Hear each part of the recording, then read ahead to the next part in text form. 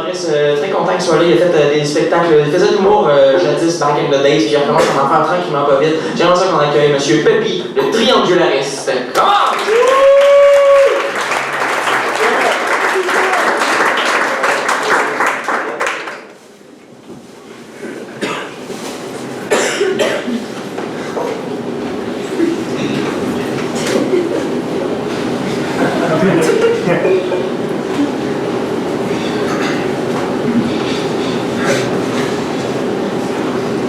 Bonsoir à tous, je m'appelle Pepi le triangulariste et juste avant de commencer, je vais mettre quelque chose au clair. Avec vous, mesdemoiselles, vous rêvez de me ramener dans votre lit pour faire l'amour pendant des heures et des heures. Bien, c'est hors de question car je suis éjaculateur précoce.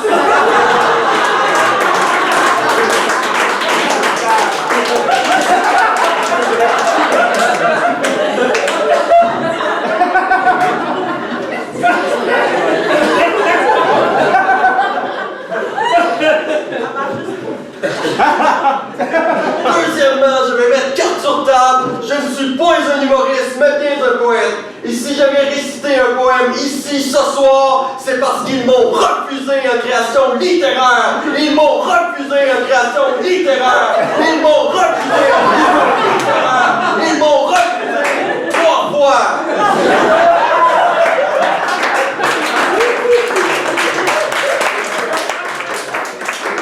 Je voulais juger s'ils avaient tort. Je brûle de passion pour toi. Cette flamme ne s'éteindra pas. J'embraserai ton cœur, j'enflammerai tes rêves, ton appartement, ton chien, ton ex.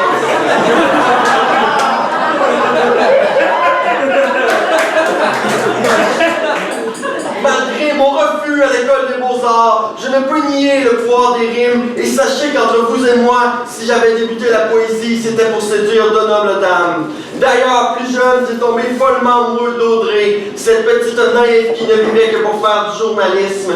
C'était parfait pour moi car j'avais toujours voulu faire la une d'Allopolis.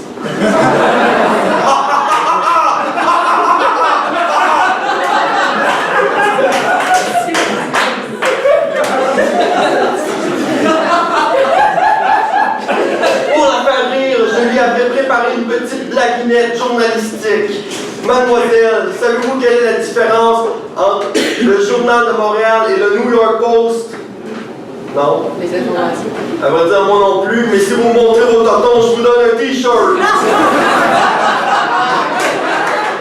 Je l'aimais tellement que je lui ai construit le château des Antichés. Et croyez-le ou non, mais elle est venue y rester. Jour après jour, je lui amenais son déjeuner. Jour après jour, je lui disais des choses tendres. Jour après jour, simplement, je l'aimais. Néanmoins, selon mon psychiatre, c'était de la séquestration.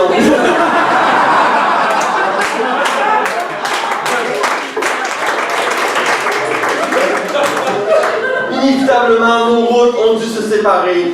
J'ai donc été noyer ma peine dans un bar où je me répétais sans cesse qu'aucune dame ne s'intéresserait jamais à moi. Mais coup de théâtre, c'est là que la plus belle dame en ville est venue me dire Hi, do you want to make love tonight with me and my best friend? And I said, I'm sorry, I don't speak English.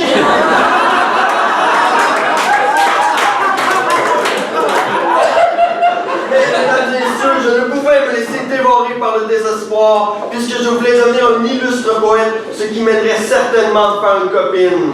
Comme ma mère m'avait déjà dit, Pepi, derrière chaque grand homme, il y a une femme. Eh bien, sachez, mère, que derrière chaque femme, un homme aimerait y être.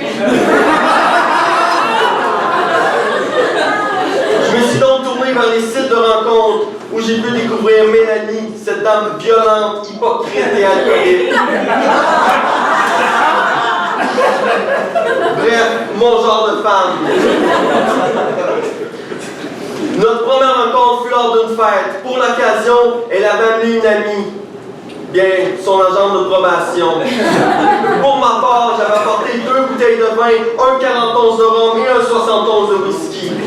Mais détracteurs m'accuseront d'avoir apporté beaucoup trop d'alcool à une fête pour enfants.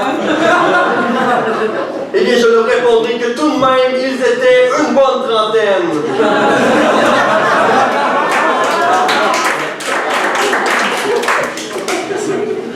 sommes rapidement devenus un couple et j'en étais fier puisqu'à l'époque, elle n'avait toujours pas porté plainte. Et qu'en deuxième lieu, j'avais passé une bonne partie de ma vie dans le célibat. Et en même ce sujet, je pourrais vous dire que manger seul est comme faire l'amour avec sa main gauche. On passe un bon moment, mais ensuite, il faut toujours nettoyer son visage. Heureusement, lorsque Mélanie possédait mon amour, j'avais quelqu'un pour me nettoyer la figure. Et messieurs, peut-être allez-vous vous reconnaître dans mes propos, mais lorsque je me chicanais avec ma copine, pour me faire chier, elle allait coucher avec un de mes amis.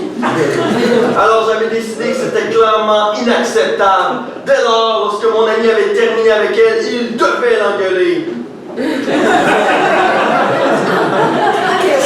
Évidemment, si j'en parle au passé, c'est parce que son amour pour moi est porté disparu.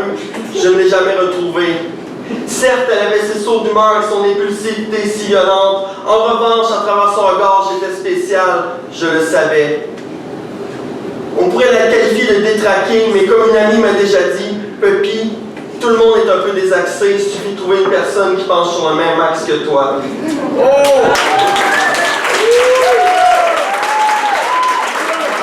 Pepi le triangulariste!